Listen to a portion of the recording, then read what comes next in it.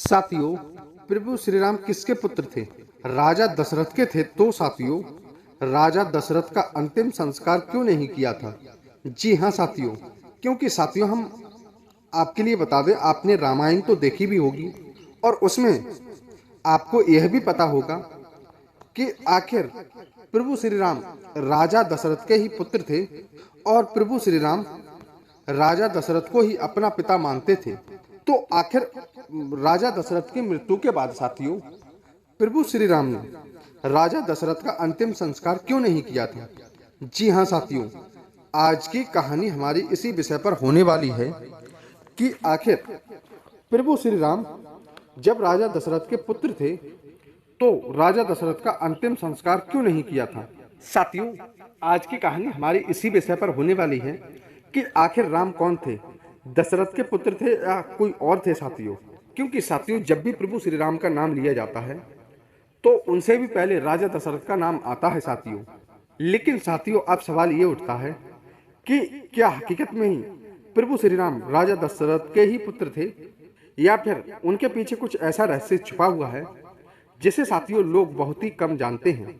साथियों, आप यह रहस्य सुनकर के चौंक तो चुके होंगे, लेकिन साथियों हम आपके लिए बता दें, हमारे प्राचीन ग्रंथों में कुछ ऐसे रहस्य छुपे हुए हैं जो साथियों इस बात की ओर इशारा करते हैं कि स्वयं प्रभु श्री राम राजा दशरथ के पुत्र नहीं थे। जी हाँ साथियों, आखिर राजा दशरथ के प्रभु श्री राम पुत्र नहीं थे तो आखिर प्रभु श्री राम किसके पुत्र थे? यह साथियों हमको कथा जो है साथियों, यह कहानी हमको न केवल ज्ञान सिखाएगी बल्कि साथियों हमें यह भी सिखाएगी कि हमारे पौराणिक कथाओं में कितने रहस्य छुपे हुए हैं। तो साथियों, इस कहानी के लिए आप एंड तक देखना मत भूलिएगा। इस कहानी में शुरू से एंड तक बने रहिए, क्योंकि साथियों इस कहानी में सवाल ये उठता है कि आखिर जब राजा दशरथ का देहांत हुआ था तो उसके बाद में प्रभु श्री राम ने उनका अंतिम संस्कार क्यों नहीं किया था? क्योंकि साथियों हम आपके लिए बता दें, जब किसी का देहांत हो जाता है तो उनका अंतिम संस्कार साथियों उसका ही पुत्र करता है। तो आखिर जब अब सवाल ये उठता है, प्रभु श्री राम के पिता जब राजा दशरथ थे तो राजा दशरथ का अंतिम संस्कार प्रभु श्री राम ने क्यों नहीं किया था? और दूसरा सवाल ये है साथियों कि जब जटायु का देहांत हुआ था तो साथियों प्रभु श्री राम ने स्वयं अपने हाथों से जटायु का अंतिम संस्कार किया था साथियों इस कहानी के लिए आपसे एक निवेदन है कि आप इस कहानी को शुरू से अंत तक जरूर सुनना, तभी साथियों आपके लिए यह कहानी बिल्कुल समझ में आ जाएगी। तो साथियों देर ना करते हुए इस कहानी को प्रारंभ करते हैं। इससे पहले यदि हमारे इस चैनल पर पहली बार आए हैं तो हमारे इस चैनल को सब्सक्राइब करके वीडियो को लाइक शेयर जरूर कर देना साथियों, और एक प्यारा सा कमेंट जय श्री राम का करना मत भूलिएगा साथियों आपके लिए यह वीडियो समझने के लिए बहुत ही ध्यान से और किसी काम में अर्चिंग ना फैलते हुए साथियों बहुत ही गहराई से यह कहानी आपके लिए सुननी होगी।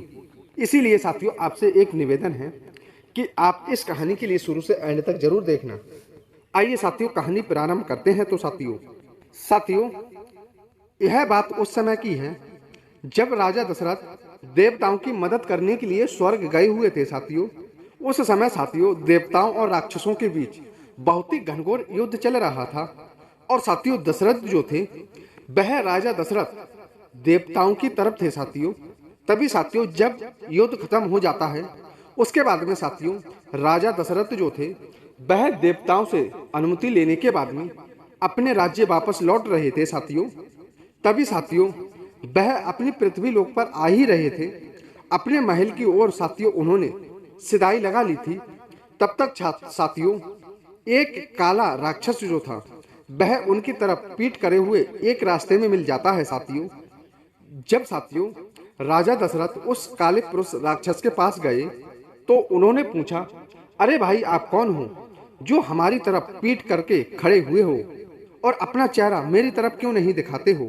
क्या तुम यह नहीं जानते हो कि मैं देवता की तरफ से युद्ध कर रहा था और तुम्हें यह नहीं लगता है कि मैं राजा दशरथ अयोध्या का हूँ और तुम कौन हो जो मेरी तरफ पीठ कर इस तरह खड़े हुए हो? आपका क्या कहना है और आप क्या कहना चाहते हैं मुझसे? तभी साथियों वह काला पुरुष जो था वह राजा दशरथ से कहने लगा, हे राजन, आप कृपा करके जहां जा रहे हैं वहां आप निःशुल्क होकर के चले जाइए और हमें अपने रास्ते पर छोड़ दीजिए। हमसे और तुम्हारा कोई भी दुश्मनी नहीं है। हमें अपना कार्य करने दो, हमें अपनी जगह रहने दो।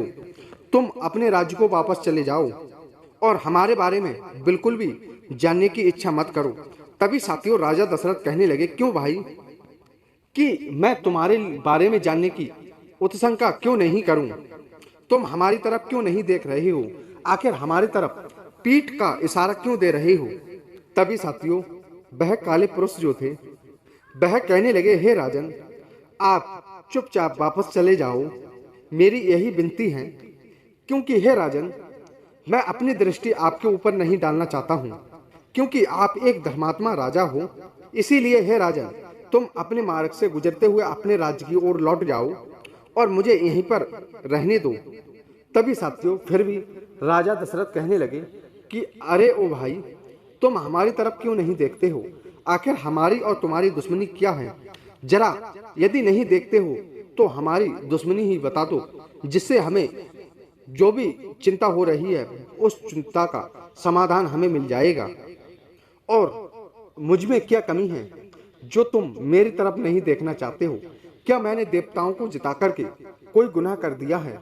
क्या मैंने देवताओं की तरफ से युद्ध लड़ करके कोई गुनाह किया है क्या?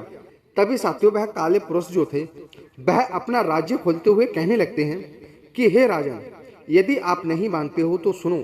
मैं काला इसलिए हूँ कि मैं शनिदेव हूँ और मैं आपके ऊपर दृष्टि अपनी इसलिए नहीं डालना चाहता था क्योंकि एक आप धर्मात्मा राजा हो, देवताओं की सहायता से आपने युद्ध किया है, परोपकारी हो, तुमने देवताओं को जिता करके बहुत बड़ा एहसान किया है। यदि मैंने अपनी दृष्टि तुम्हारे ऊपर डाल दी तो तुम्हें नुकसान हो सकता है, तुम्हारे प्राण भी जा सकते हैं और तुम इसे सहन भी नहीं करोगे। तभी साथियों राजा दशरथ फिर हट कर जाते हैं और कहने लगते हैं कि हे शनिदेव, फिर तो आपको अपना चेहरा मुझे दिखाना ही होगा, चाहे उसके बदले मेरी जान ही क्यों ना चली जाए। अब जब तक आप मुझे नहीं देख लोगे, जब तक आप अपनी दृष्टि मेरे ऊपर नहीं डालोगे, तब तक मैं नहीं जाऊंगा, चाहे मेरे प्राण ही क्यों न चले जाएं। तभी साथियों शनिदेव कहने लगे कि हे राजा दशरथ, आप क्यों बार बार जिद कर रहे हो? इसमें आपको नुकसान हो सकता है। यदि मैंने अपनी दृष्टि आपके ऊपर डाल दी तो आपका कुछ भी नुकसान हो सकता है। फिर भी साथियों राजा दशरथ अपने हट पर अड़े रहते हैं और कहने लगते हैं, हे शनिदेव, आप अपनी दृष्टि मेरे ऊपर डालिए और मेरा जो भी नुकसान होगा उसके लिए मैं सहने के लिए तैयार हूं, चाहे मेरे प्राण ही क्यों ना संकट में आ जाएं। जब साथियों कहा जाता है कि यदि कोई इंसान ज्यादा हट करता है और वह किसी भी कार्य करने से नहीं मानता है तो कोई भी लोग हो साथियों वह क्रोध में आ जाते हैं और क्रोध में आने के बाद में जो कार्य को लोग मिने करते हैं वही कार्य वह क्रोध में आकर के करने लगते हैं साथियों। इसी तरह राजा दशरथ के ही साथ में हुआ साथियों। जब साथियों शनिदेव के बार बार मना करने पर राजा दशरथ नहीं मानते हैं साथियों तो वह हट करने लगते हैं। तो साथियों जब शनिदेव की बात राजा दशरथ नहीं मानते हैं तो शनिदेव थोड़ा क्रोधित हो जाते हैं और जैसे ही साथियों शनिदेव अपनी दृष्टि राजा दशरथ के ऊपर साथियों डालते हैं, जैसे ही साथियों शनिदेव की दृष्टि राजा दशरथ के ऊपर पड़ती है, वैसे ही साथियों राजा दशरथ बेहोश होकर के साथियों जमीन पर गिर जाते हैं। अब तो साथियों हुआ ये, जब साथियों राजा दशरथ जो थे वह देवताओं के लोक से साथियों पृथ्वी लोक पर गिर रहे थे, तभी साथियों ऊपर से जब पृथ्वी लोक तक आ रहे थे उस रास्ते के बीच साथियों वहां पर जटायु पहुंच जाते हैं साथियों। जब साथियों जटायु ने देखा कि आसमान से राजा दशरथ नीचे गिर रहे हैं तो उन्होंने साथियों राजा दशरथ को अपने हाथों से पकड़ लिया, अपने पंजों में राजा दशरथ को साथियों दबा लिया और उन्हें साथियों धीरे धीरे करके पृथ्वी लोक पर उतार दिया साथियों। तभी साथियों जब कुछ घंटों बाद राजा दशरथ को होश आया तो उन्होंने देखा कि मैं देवताओं के लोक से पृथ्वी लोक पर कैसे आ गया हूं और जब उन्होंने अपने पास जटायु बैठे देखे तो वह आश्चर्यचकित में पड़ जाते हैं साथियों। तभी साथियों वह जटायु जो थे वह सारी बातें राजा दशरथ को बताते हैं। तो राजा दशरथ उनका धन्यवाद करते हुए कहने लगते हैं, हे जटायु, आपका बहुत बहुत धन्यवाद। आपने मेरे प्राण संकट में थे, आपने बचा लिए हैं। आप मुझसे जो चाहो वह वरदान आप मुझसे मांग सकते हो। मैं वह सब कुछ देने के लिए तैयार हूँ। क्योंकि साथियों हम आपके लिए बता दें कि पहले के राजा जो हुआ करते थे वह अपने लफ्जों पर कायम किया करते थे। वह साथियों पहले के राजा जो थे, कहा जाता है कि यदि उनके मुख से जो वाणी निकल जाती थी वो साथियों वह करके ही दिखाया करते थे। यदि किसी को साथियों दान दिया करते थे तो वह साथियों कुछ भी मांग लिया करते थे, वह दान देने में पीछे नहीं हटा करते थे।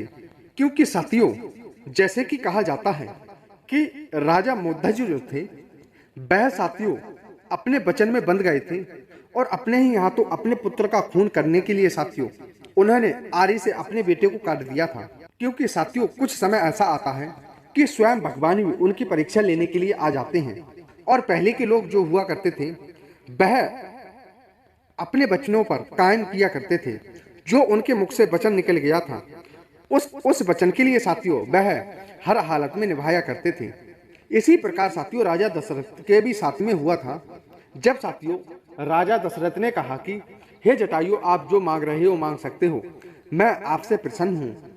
तब जटायु कहने लगे, हे राजा दशरथ, आप जो मैं मांगू वो दे सकते हो। तभी साथियों राजा दशरथ कहने लगे, जी हाँ, आप जो भी मांगना चाहते हैं वो मैं हंसी खुशी आपके लिए दे सकता हूँ। तभी साथियों जटायु कहने लगे, हे राजन, मैं आपसे एक चीज मांग सकता हूँ। ना तो मुझे राज्य चाहिए, ना तो आपकी धन दौलत चाहिए। सिर्फ मुझे जो आपका सबसे बड़ा पुत्र आपके संतानों में से हो वो मुझे सौंप देना। मैं सिर्फ आपसे यही मांगता हूँ कि आपकी जो संतान होगी उसमें सबसे बड़े पुत्र कोई भी हो वो पुत्र मुझे आप दे दीजिए।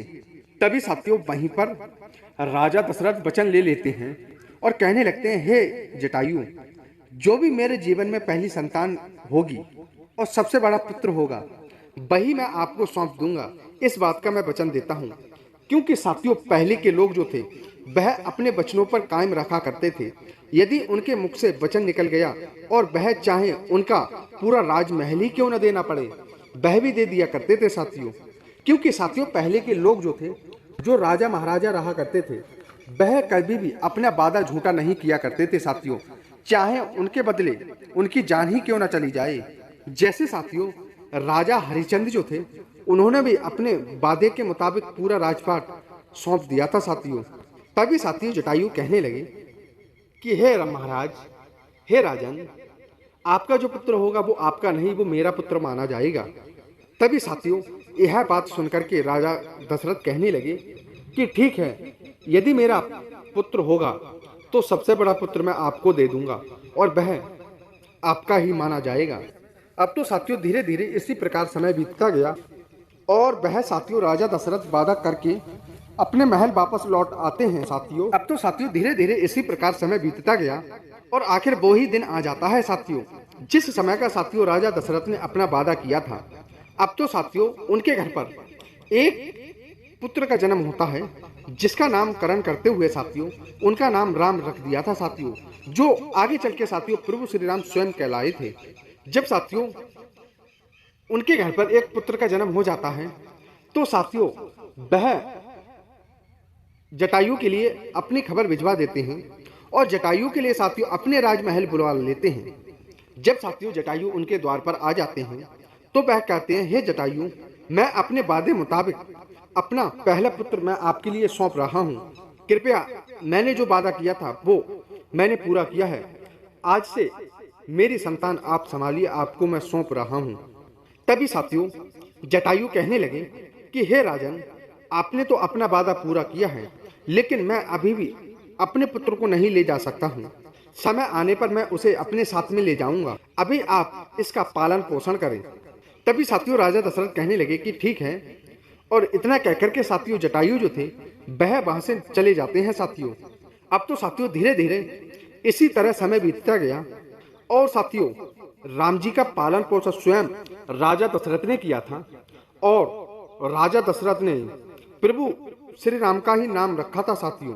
तो साथियों हम आपके लिए बता दें कि इस प्रकार से प्रभु श्री राम जो थे वह राजा दशरथ के पुत्र नहीं थे, क्योंकि साथियों राजा दशरथ ने अपने पुत्र प्रभु श्री राम के लिए राजा दशरथ ने जटायु की अमानत समझ करके बहुत ही अच्छे से पालन पोषण किया और बहुत ही अच्छे से उनका ख्याल रखा था साथियों। जब साथियों अब सवाल ये उठता है, जिस तरह हमारी वीडियो का टाइटल था उसी तरह से अब सवाल ये उठता है साथियों कि राजा दशरथ के पुत्र प्रभु श्री राम थे क्या? तो साथियों हम आपके लिए बता दें, राजा दशरथ के पुत्र प्रभु श्री राम तो थे, लेकिन उन्होंने अपने वचनों के कारण अपने पुत्र को जटायु को सौंप दिया था, क्योंकि साथियों जटायु को अपना पुत्र प्रभु श्री राम जो थे उन्हें दे दिया था साथियों। इसीलिए अब हमारी वीडियो उसी टाइटल के माध्यम से आ जाती है कि आखिर हमने शुरू में बताया था कि प्रभु श्री राम किसके पुत्र थे। तो प्रभु श्री राम तो राजा दशरथ के ही पुत्र थे, लेकिन राजा दशरथ ने उन्हें जटायु के लिए सौंप दिया था, इसीलिए वह जटायु के पुत्र कहलाए थे साथियों। क्योंकि साथियों राजा दशरथ ने उन्हें वचन दिया था और वह अपने वचनों के कारण ही प्रभु श्री राम जटायु के पुत्र कहलाए साथियों। साथियों अब आपके मन में एक प्रश्न उठता होगा कि आखिर यह कैसे हो सकता है। तो साथियों एक प्रश्न के उत्तर के माध्यम से हम एक कथा के माध्यम से आपके लिए सारी बात समझाने की कोशिश करेंगे साथियों। जब साथियों विश्वामित्र जो थे उन्हें पता चला कि राजा दशरथ के यहाँ पर पुत्र का जन्म हुआ है, तो साथियों विश्वामित्र जो थे वह स्वयं प्रभु श्री राम को लेने के लिए उनकी नगरी पहुंच गए थे साथियों। तभी साथियों विश्वामित्र श्री राम के पिता राजा दशरथ के पास में पहुंच जाते हैं साथियों और कहने लगते हैं, हे राजन मुझे आपके पुत्र की जरूरत है और मैं आपके पुत्र लेने के लिए आया हूं। तभी साथियों विश्वामित्र ने प्रभु श्री राम के लिए राजा दशरथ से मांगा, तो साथियों राजा दशरथ ने ना देते हुए उन्हें इनकार करते हुए कहा। तो साथियों राजा दशरथ जो थे वह विश्वामित्र को स्वयं इनकार कर देते हैं साथियों। क्योंकि साथियों हम आपके लिए बता दें कि राजा दशरथ के पास में 3 और पुत्र थे, लेकिन जब विश्वामित्र ने साथियों राम को ही मांगा तो राजा दशरथ ने उन्हें देने से इनकार कर दिया था साथियों। साथियों अब सवाल ये उठता है कि राजा दशरथ ने आखिर क्यों मना किया था। तो साथियों यहाँ पर तुलसीदास ने अपनी चौपाई में कहा है और उनका अर्थ ये था साथियों, वह तुलसीदास चौपाई में कह रहे हैं, जब विश्वामित्र ने राजा दशरथ से उनके पुत्र मांगा तो राजा दशरथ कहने लगते हैं कि मैंने चौथेपन में यह 4 बेटे पाए हैं, लेकिन हे ब्राह्मण देव यह वचन कहा है वह आपने कोई भी विचार करके नहीं कहा है। तभी साथियों तुलसीदास जो थे वह दूसरी चौपाई में कहते हैं, वैसे तो मेरे सभी बेटे मेरे प्राणों से अधिक प्यारे हैं, लेकिन राम को देते हुए मुझे यह ठीक नहीं लगता है, क्योंकि हे महाराज हे महात्मा जी कि राम जी जो हैं वह हमारे पुत्र नहीं हैं, वह किसी और की अमानत हैं जो हमारे पास सुरक्षित हैं। क्योंकि साथियों अब यह समझने की बात है कि राजा दशरथ ने स्वयं विश्वामित्र को अपना पुत्र राम देने से मना कर दिया था साथियों। क्योंकि साथियों उन्होंने इसलिए नहीं दिया था कि राम जी जो थे वह उनकी अमानत नहीं किसी और की अमानत थे साथियों। क्योंकि साथियों हम आपके लिए बता दें, यदि कोई भी व्यक्ति आपके पास में साथियों कोई धन दौलत धरने के लिए आ जाए या आपके लिए कुछ दिनों तक सौंपने के लिए आ जाए साथियों, तो वही वस्तु धन दौलत यदि आपसे कोई मांगने को आए तो साथियों आप भी साफ साफ उसे इनकार कर देंगे। और ऐसा ही राजा दशरथ ने साथियों विश्वामित्र से किया था साथियों, उनसे भी यही कहा था साथियों। अब साथियों बात वहीं पर आ जाती है कि आखिर प्रभु श्री राम ने राजा दशरथ का अंतिम संस्कार क्यों नहीं किया था। तो साथियों जब आपको रामायण तो देखी होगी और आपको ये पता होगा कि प्रभु श्री राम के लिए 14 बरस का वनवास हुआ था। जब साथियों राम लक्ष्मण सीता के साथ में प्रभु श्री राम वन के लिए 14 बरस वनवास को चले जाते हैं, तो साथियों उसी वनवास के बीच में साथियों जबकि भरत जो थे और शत्रु जो थे वह उनके द्वार पर राजा दशरथ के पास में रह गए थे साथियों। जब साथियों राम लक्ष्मण सीता जो थे वह वन में चले जाते हैं, उधर साथियों राजा दशरथ का देहांत हो जाता है साथियों। जब साथियों राजा दशरथ का देहांत हो जाता है, उसके बाद में साथियों राजा दशरथ का अंतिम संस्कार भरत ने किया था साथियों।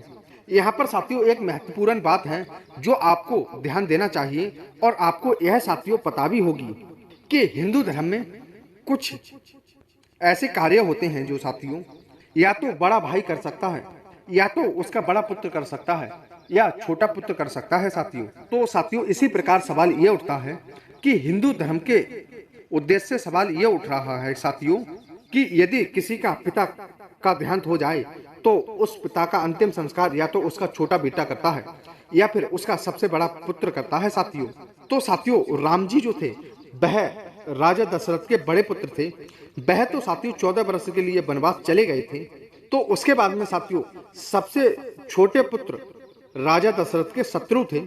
तो अंतिम संस्कार साथियों शत्रुओं को करना चाहिए, क्योंकि साथियों शत्रु जो थे वह सबसे छोटे थे और राम जो थे वह सबसे बड़े पुत्र थे। आखिर अब सवाल ये उठ रहा है कि उन्होंने भरत ने ही उनका अंतिम संस्कार क्यों किया था साथियों। क्योंकि साथियों जब उन्होंने अपने बड़े पुत्र को किसी के लिए दान में दे दिया था तो उन्होंने अपना बड़ा पुत्र साथियों भरत ही माना था, इसलिए साथियों वह बड़े पुत्र कहलाए थे। इधर साथियों जब जटायु की मृत्यु होती है तो साथियों जटायु का अंतिम संस्कार स्वयं प्रभु श्री राम ही करते हैं, क्योंकि जटायु जो थे वह प्रभु श्री राम के पिता थे साथियों। क्योंकि साथियों जटायु जो थे वह एक पक्षी थे और उनकी कोई संतान नहीं थी और उन्होंने राजा दशरथ से स्वयं प्रभु राम को ही मांग लिया था। इसीलिए साथियों जटायु का अंतिम संस्कार स्वयं प्रभु श्री राम ने किया था साथियों। तो साथियों आप ये अच्छी तरह से समझ चुके होंगे कि आखिर प्रभु श्री राम किसके पुत्र थे और आखिर प्रभु श्री राम ने राजा दशरथ का अंतिम संस्कार क्यों नहीं किया था और आखिर प्रभु श्री राम ने जटायु का अंतिम संस्कार क्यों किया था। क्योंकि साथियों वह दान में उन्हें लाए थे मांग करके, तो उन्हें साथियों अपने ही पुत्र की तरह माना करते थे। इधर साथियों राजा दशरथ ने जब दान में उन्हें दे दिया था तो वह अपना बड़ा पुत्र भरत को मानने लगे थे साथियों। तो साथियों यह कहानी आप सुनकर के क्या सोचते हैं? क्या यह साथियों संभव हो सकता है कि वास्तव में ही प्रभु श्री राम जटायु के पुत्र थे साथियों और राजा दशरथ जो थे वह केवल उनकी देख रेख कर रहे थे साथियों? या ये फिर कथा है या इसके पीछे कोई गहरी सच्चाई छुपी हुई है? तो साथियों हमें कमेंट के माध्यम से जरूर बताना। तो साथियों उम्मीद करते हैं आपको यह कहानी पसंद आई होगी। यदि साथियों कहानी पसंद आई हो तो इस कहानी के लिए एक लाइक करके वीडियो को लाइक शेयर करके प्यारा सा कमेंट जरूर करना साथियों। अपने दोस्तों के साथ में शेयर करना मत भूलिएगा। धन्यवाद साथियों।